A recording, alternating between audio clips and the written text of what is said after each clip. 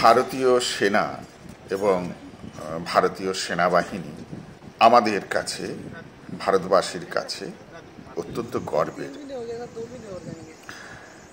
ভারতীয় সেনার সঙ্গে সাক্ষাৎ হলে বা সেনাবাহিনীর সঙ্গে ভেতরে একটা আলাদা জাতীয়তা বোধ খুব বেশি করে জেগে ওঠে। স্বামী বিবেকানন্দের কাছে জাতীয়তাবাদের প্রেরণাস্থল ছিল ধর্ম। স্বামীজি চেয়েছিলেন যুব সমাজের মধ্যে ভারতবর্ষের অতীত সম্পর্কে গর্ববোধ, ভবিষ্যৎ সম্পর্কে আশার মনোভাব সঞ্চারিত হবে। স্বামীজি চেষ্টা করেছিলেন তাদের মধ্যে আত্মবিশ্বাস, আত্মমর্যাদাবোধকে জাগিয়ে তুলতে।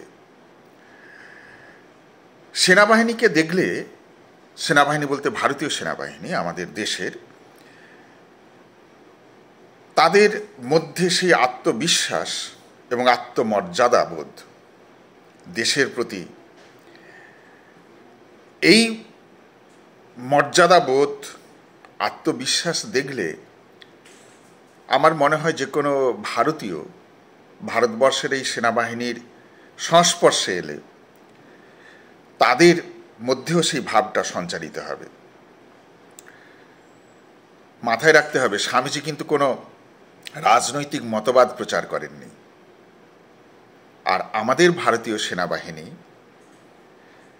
দেশাত্মবোধ, জাতীয়তাবোধ, আত্মবিশ্বাস, আত্মমর্যাদার বোধের পূর্ণ প্রতীক বলে আমি বিশ্বাস করি। তাদের দেখলে, তাদের সংস্পর্শে এলে আমি বিশ্বাস করি যে সকল ভারতবাসীর মধ্যে এই জাতীয়তাবোধ, ভারতবর্ষের প্রতি ভালোবাসা এবং তাদের আত্মবিশ্বাস, আত্মমর্যাদাবোধ আরও অনেক গুণ বেড়ে যাবে। স্বামীজির সান্নিধ্যে যারা এসছেন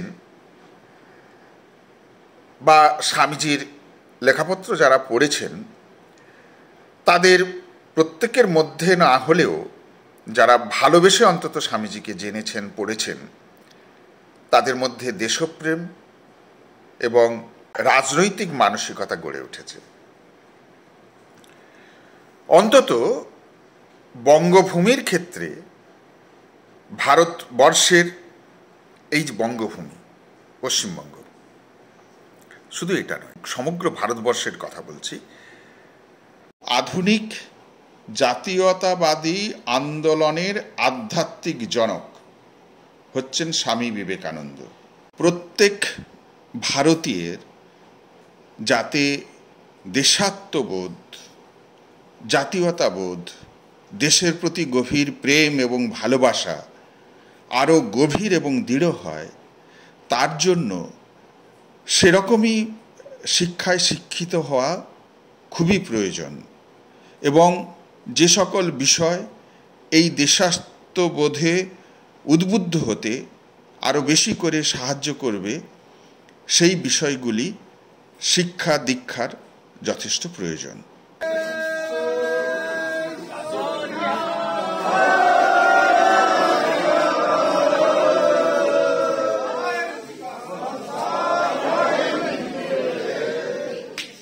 वंदे मातरम, वंदे मातरम, वंदे मातरम, वंदे मातरम, वंदे मातरम, वंदे मातरम। भारत माता की जय, भारत माता की जय, भारत माता की जय।